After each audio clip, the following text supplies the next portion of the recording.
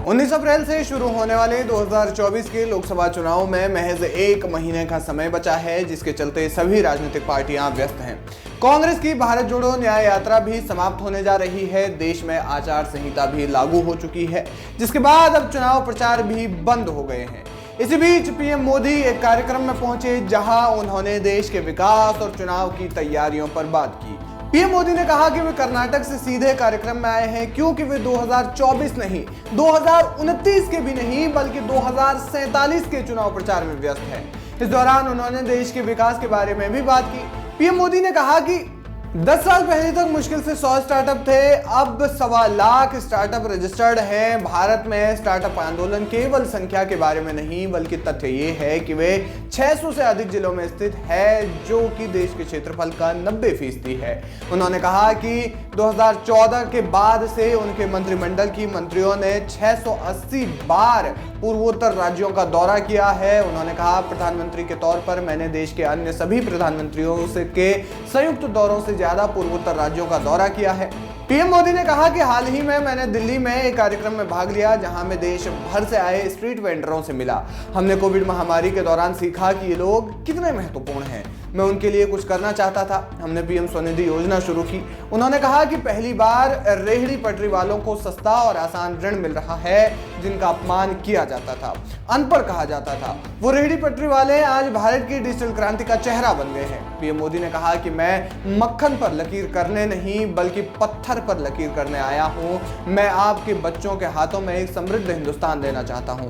हमारी सरकार के गवर्नेंस मॉडल को समझना है तो पीएसयू को देखिए। बहुत कम पीएसयू होते हैं जो देश के काम आते हैं, वरना बर्बादी लाते हैं। पहले सरकारों के चलते बीएसएनएल और एमटीएनएल बर्बाद हो गया। बीएचएल और एलआईसी क्या है, आज देखिए। देश एचईएल के पास आज एशिया की सबसे बड़ी हेलीकॉप्टर बनाने वाली फैक्ट्री है।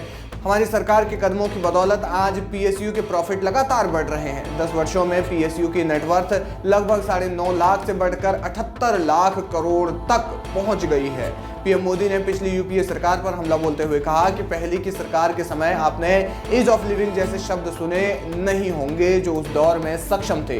वो सुविधाओं के सबसे बड़े हकदार बन गए थे। बीच में पिसता कौन था? देश का सामान्य नागरिक, जो आर.के. लक्ष्मण के कार्टूनों में झलकता है। इस कॉमन मैन की ईज ऑफ लिविंग को भी हमारी सरकार ने प्राथमिकता में रखा। पहले पासपोर्ट बनवाना हो तो औसतन 50 दिन लगते थे।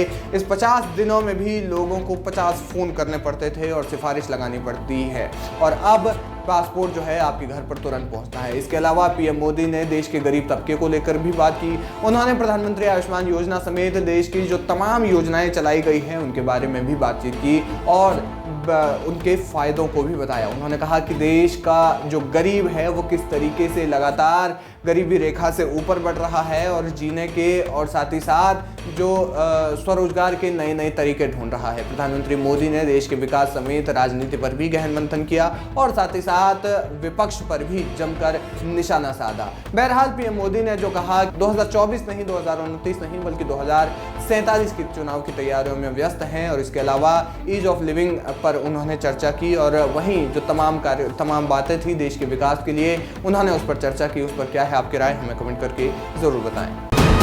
वीके न्यूज, राष्ट्र के नाम।